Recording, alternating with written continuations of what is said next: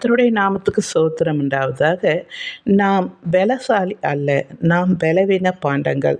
இரவிலே படுத்து காலையில் எழும்பும்போது நம்ம உடம்பை யாரோ படுக்கையில் ஒட்டி வைத்தது போல் அவ்வளோ ரொம்ப வலிக்கும். நம்ம சரீரத்தை பிச்சை எடுப்பது போல் எடுப்போம். எழும்பும்போது அவ்வளோ வலிக்கும். அந்த நேரத்திலே ஆண்டவரே என்றேன். அவர் சொன்னார், உன் பலவீனத்தில் என் பலன் பூரணமாயிருக்கிறது, எழுந்து நட என்றார். காலை தோறும் அவர் கிருபை புதிதாயிருக்கிறது.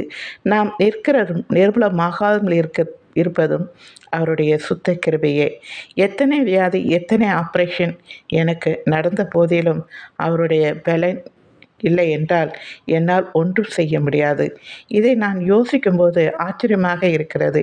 தேவன் என்னை பலப்படுத்துகிறதை நினைத்து பார்த்து நான் நன்றியோடு தேவனுக்கு எப்பொழுதும் நன்றி செலுத்துகிறவளாக இருப்பேன். நன்றி. உங்களுக்கும் இப்படிப்பட்ட காரியங்கள் இருக்கிறதா?